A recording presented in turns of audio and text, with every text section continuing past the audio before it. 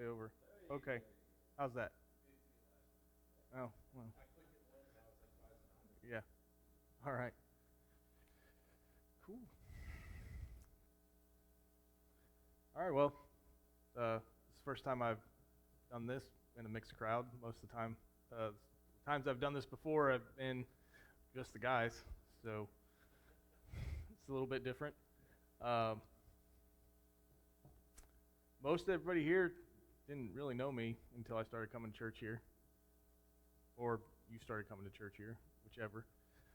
So you didn't know the person that I was before I went to my Warriors battle. It was I was not a very nice person. I didn't like people. I really I I had shirts that said I hate people on them because I really did, and everybody thought it was a joke, but it was really how I was. Um, but I'll get into that a little bit more. Uh, so start off, I didn't grow up in church. I knew some of the accounts from the Old Testament. I knew about Jesus. I knew um, a little bit, but I didn't attend church. Uh, my mom and dad got divorced when I was about 3 years old, and my dad wasn't around. I can remember seeing my dad 5 times growing up, and of those 5 times that I can remember seeing him, they weren't necessarily the most positive of experiences. I remember him trying to take me hunting, really poaching. Uh, I remember getting bucked off a horse with him, and the last time I actually saw my dad was at his mother's funeral, and we weren't even mentioned in the obituary. Me and my brother, we were left out, and the only reason we knew about it was because of family friends that had told my mom's mom, my other grandmother. Uh, so then, eventually, my mom got remarried when I was, I don't know, 5 or 6 years old.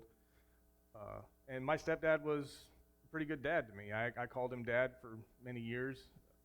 What I didn't know at the time was that he had a drug problem, which I should have known because I started smoking pot with him when I was like 12.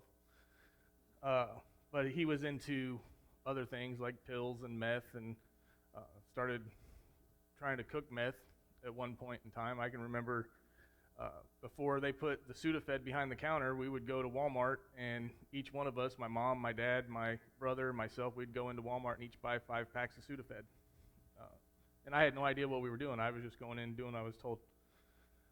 And then eventually, one day he got busted for meth, and then when he got out on bail, he jumped bail and left, and that was pretty much the end of that relationship. My mom. Uh, the other things that happened when I was younger was I was exposed to pornography at a young age. Uh, I thought for a long time it was when my stepdad basically handed us a VHS tape and said, "Here you go." Uh, but over time, I've had a memory surface where I remember seeing it at like 5 years old in my grandparents' house. They had a satellite dish, uh, and that wasn't really revealed to me until probably a couple of years ago. So I started off at a young age being exposed to porn, and I had a older non-adult family member that molested me at a young age as well. Luckily for me, it was only one time um, because they lived far away, so I didn't wasn't an ongoing thing, but it still had an impact on my life, I'm sure. Um, but that led into more as I grew. More pornography became more and more available. Um, I've grown up through the tech age. Started with magazines, but and all that, and then even more once I got into the military. But we'll talk about that in a little bit. Um, I didn't have any godly men in my life. That was for sure. And again, like I said, I started smoking pot when I was 12. Started smoking cigarettes around the same age, probably before I started smoking pot. Uh, so, and I cuss. It's something you guys that have known me since I started coming here probably haven't heard me use a lot of cuss words, because that's something that really pricked my heart after my Warriors battle, was because I can remember when Bree and I first got together and we'd be going to family functions, and she'd be asking me to watch my mouth, and I used a lot of sentence enhancers. say the least. um, I once had somebody I worked with told me I cussed a lot, and my response to her was, "You haven't heard me cuss." And then one day I did cuss in a way that she had never heard before, and she came back to me and said, "Yeah, you're right. I'd never heard you cuss before." So when I say I used a lot of profanity, it was literally every other word out of my mouth for a long, long time. So I knew at a young age that I was going to join the military. My grandfather retired from the Air Force, and he was probably a large part of the reason why I joined the Army. I did want to join the Air Force originally, but the Air Force recruiter didn't show up, and the Army recruiter did. So the Army's where I went.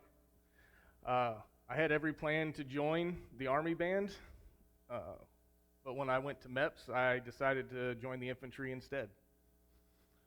I don't know why such a drastic change. The thing that comes to mind when I think about that now is Proverbs 16:9, and the heart of a man plans his way, but the Lord establishes his steps. Because if I hadn't joined the infantry, I wouldn't be here today. So I got to Fort Benning in 2001, July of 2001, and I started going to church. One of the guys there had asked me to go to Bible study and go to church with him, and so I did, and it was mainly because I wanted to get out of cleaning the barracks on Sundays, but I went, and I was saved and baptized in basic training right before 9/11, so 9/11 happened while I was in basic training. I was in the gas chamber when it happened. I was literally 5 minutes out of the gas chamber, tears, snot, everything coming down my face, and they put us in formation and told us about the towers. And from that point on, throughout basic training, that was week 3. I still had 11 weeks to go, and every chance they got, our drill sergeants were like, "You can go to your unit and be deployed as soon as you get there." And that's what happened to me. I got to Fort Campbell around February of 2002, and I was gone within 3 to 4 weeks. I was over in Afghanistan.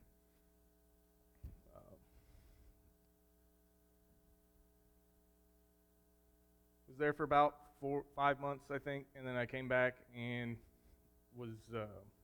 I met Bree about 2.5 months before my second deployment. We actually met online before online dating was popular. It was actually frowned upon at the time, I think. It wasn't as prevalent as it is today, that's for sure. But we stayed together she stayed with me while I was gone for 14 months. The previous deployments before that were running about 6 months, and that was the beginning of the Iraq War in 2003. So when I got back, we moved in together. We were engaged. We had set a date for the wedding, and then in the middle of that, I changed units. I moved from the first unit that I started with the Rockasons, and I moved over to the 506th.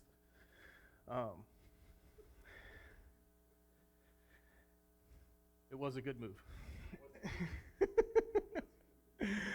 And I was there for about a year and a half before I went on my third deployment. But right before I went on my third deployment, we had started trying to have a child, and so we found out that she was pregnant less than a week before I got on the plane to go to Iraq. So I was gone for the entire pregnancy, and she ended up getting preeclampsia, and our son was born at 33 weeks. And I got to come home on emergency leave, and I got here about 12 hours after he was born, and then he spent the whole 2 weeks I was here in the NICU at Vanderbilt, and then he came home the night before I left to go back. I got back overseas, and it wasn't maybe a month, and well, it's probably about 2 months. So I told you I hadn't seen my dad or talked to my dad very much as a kid, and he apparently had been keeping up with me, and he wrote a letter to my aunt, or to me, but he sent it to his sister, my aunt, because he didn't know where to send it to, and she didn't want to send it to me until she talked to me. So I talked to her, and she sent me the letter, and honestly, I still have the letter. I just can't remember what it says off the top of my head, but uh, it was a lot of asking for forgiveness and apologizing, and I was more than willing to give him that chance. Um,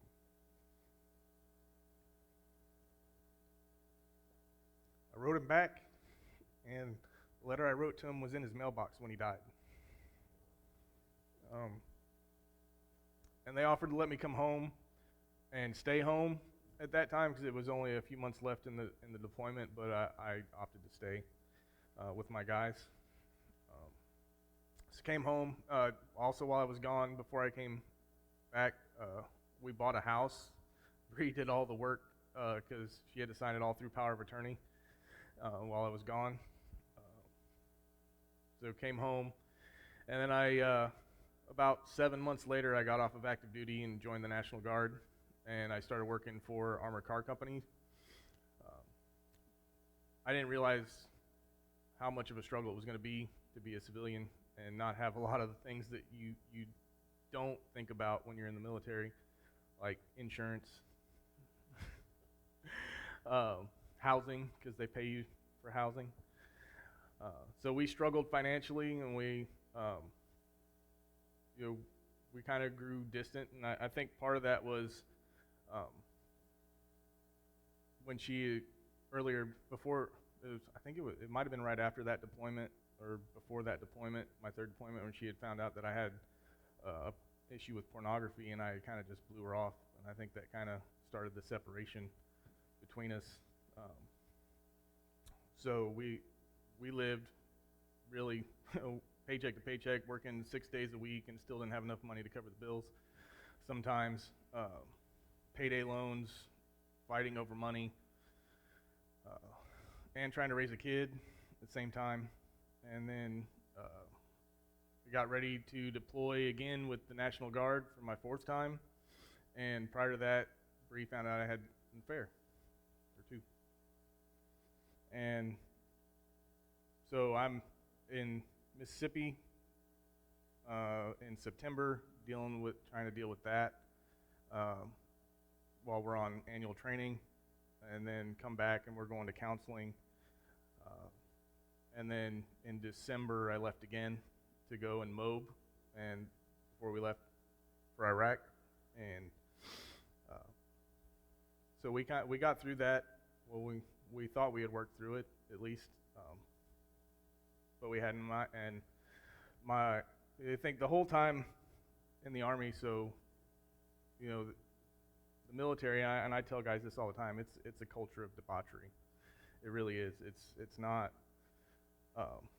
It's very prevalent. Pornography, infidelity. I had leaders that bragged about it all the time, and then at a certain point, technology advanced to a point where we had it on computers. It was readily available. So over that time, my addiction to pornography continued to grow. So then I came back, and I was still working at the armored car company, and then I lost my job in 2013. And I found a new one working in international logistics at a steamship line. I started out working with the military cargo, and I rose from a customer service rep to a senior manager in 5 years. And then COVID happened, and we were working from home for about a year. And when we got back, they started putting in policies that I didn't agree with. But during that time, I had another affair that Bree found out about it, and we were going through a rough time. And we were working through that, and then in August of 2021, I lost that job because of disagreement over their policies with COVID, and that's a really long story. But needless to say, I kind of went on thought the world was going to end, because of COVID spree. I started prepping, buying food, bought a camper. I had, because of what happened there, I filed a complaint with the government to try to have the company punished because of the way they had reacted, and that comes into play a little bit later.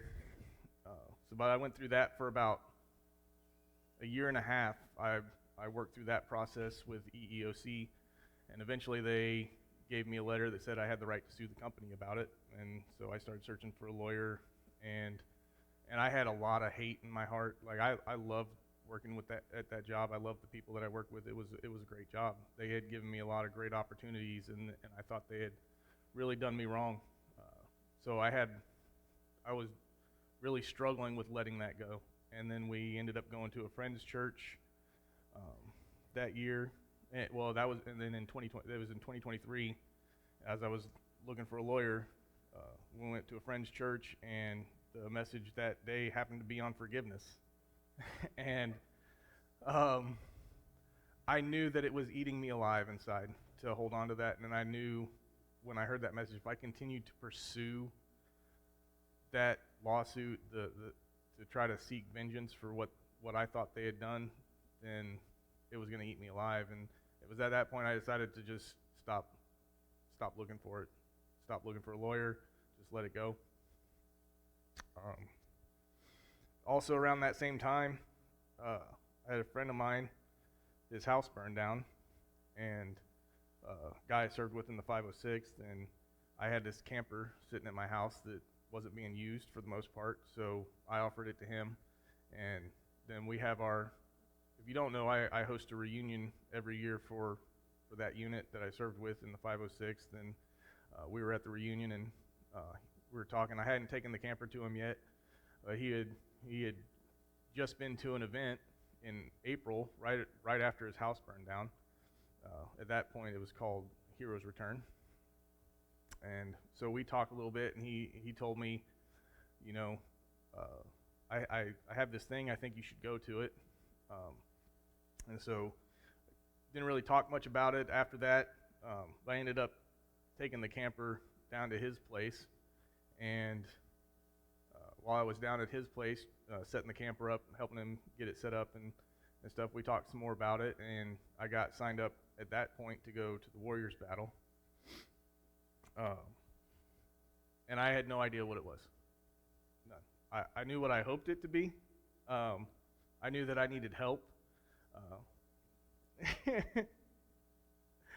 And the funny thing was, after my battle, I went back and I found prayers that I had written before I had even started reading the Bible. I didn't know anything about, the Bible. And I found them, and I was like, I didn't know I knew some of these things at that point in time. It was kind of amazing to see how God works in that way.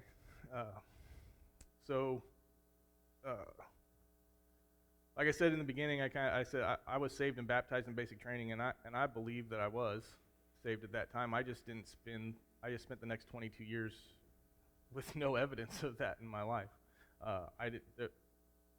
We talk about it a lot. There's a discipleship deficit in this country, and I wasn't pursuing discipleship. And honestly, the generation of veterans that served in Iraq and Afghanistan, we tend to shy away from religion. Religion's because we don't have a better word to use for it. We don't understand that it's a relationship. All we see is the legalistic side of it. That's all we hear about.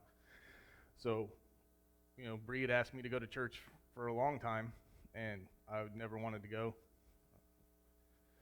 So I went to the battle, and at this point, my addiction to pornography was pretty deep. I had tried to stop so many times. I had deleted everything off my phone. I had repeatedly put blockers on my phone. I had done everything that I could think of from a worldly perspective to stop. And I tried, and I tried, and I tried. And I couldn't do it.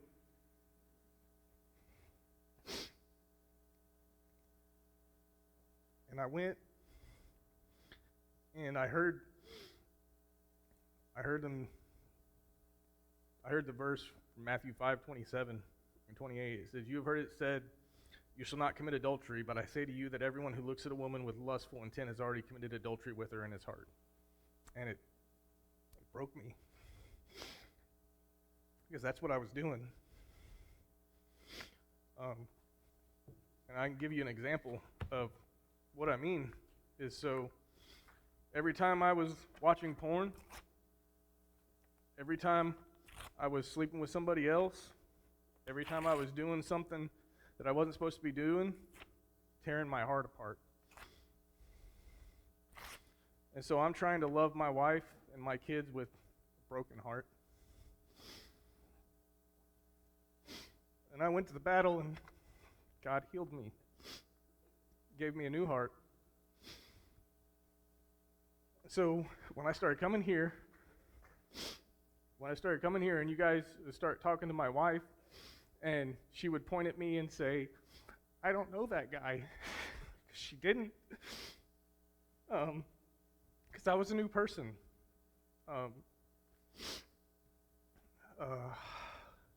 And then I heard something else that kind of stuck out to me from another brother that serves in a different ministry that's a sister ministry to Warriors Set Free. And he said, he talks about in Exodus 27, we find the third commandment says, you shall not take the name of the Lord God in vain, for the Lord will not hold him guiltless who takes his name in vain.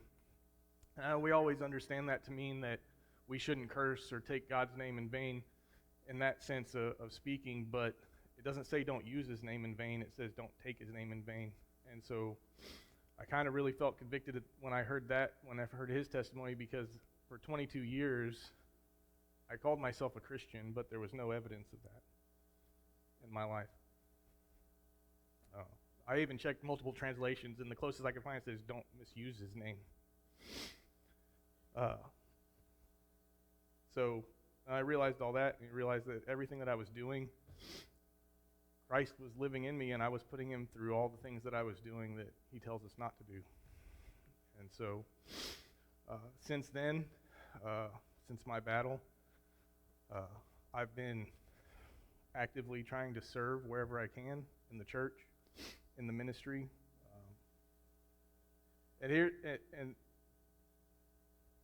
It's interesting that we just finished Job and we talk about suffering and why do good people have to suffer, and I look back and I can see God working in the fact that I lost my job. If I hadn't lost my job, I wouldn't have gone on a prepping spree. I wouldn't have had a camper. And then when my friend's house burned down, I wouldn't have had a camper to take to his place. He wouldn't have told me to go to the Warriors battle. And it was interesting because after his house burned down, that he was talking about it, he was a very faithful man. He still is, and he was talking about how he saw God and everything around where his house had burned down and stuff. And then from there, he tells me to go to the Warriors battle, and from there, I got to bring guys like Eric and Logan, and they brought guys like his dad, their friends, my wife's cousins. My wife gone to an event for women. Eric's wife's gone to an event for women. And the work that he's been doing in this community, because of losing a job and a fire and a camper, it's amazing to think about it when you think about it in those terms. I get to see the work that he does in men's lives all the time when we go and serve. Like, that's why we continue to go back each and every time, because when I came back, you guys saw me when I came into the church, I was on fire. Like, that's all I wanted to do was tell everybody about what happened to me, what happened at this event, and I wanted to get guys to go to this event. And then I think the Lord impressed upon me is like, you need to get to know people first, because I could tell you about the event all I want, but until you get to know me, it's just words. Unless you corner somebody's wife at the fellowship meal. uh, I mean, to the point that like we've been to other events together. We've been, and through that, like we met another man that's been through an event that similar to the Warriors battle and is a pastor. And then I have a friend that recently just was going through um, crisis in his life with his marriage, and I was able to connect him with this man that I met last year that I hadn't talked to for months, and so now he's on the path to following the Lord, and it's just an amazing thing. And oh, the distance? What do you mean? Oh, yeah. So one, we went to an event in September of last year. It was like a next level event, and then we met a guy. Uh, we met a guy in Michigan. So this was in Michigan. We met him, and he lives in Texas, in Dallas, and so we don't talk a lot. But he's a great man. He's a former Army Ranger, uh, and so well, my friend lives in Dallas, but he was up here for our reunion a couple weeks ago, and then one of the guy that told me to go to the battle, he had made a speech at our reunion, and then this guy starts going through crisis, and he reaches out to both of us. So, but we're talking about we live in Tennessee. We met this guy in Michigan. He lives in Texas, and my friend that was going through crisis lives 10 minutes from this man's church. Like, so I can see, and that's the thing is when my eyes were open, I can see where God's moving. I don't always see it when it's happening, but when you get to a certain point, I can see where He's working, and it just encourages me to trust in His plan. So that's really all I got.